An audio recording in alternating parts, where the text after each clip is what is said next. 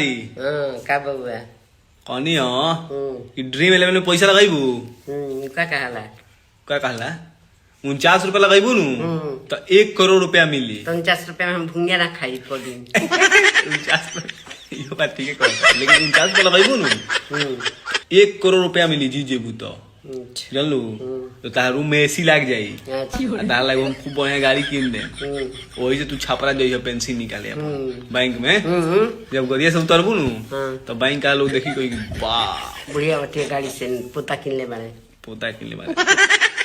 टीमवा बनावल जाई तो कौन कौन खिलाड़ी के रखल जाई एगो धोनी रही है हां आ एगो विराट रही है हां आ एगो मनोज तिवारी रही है मनोज तिवारी आवरी आ एगो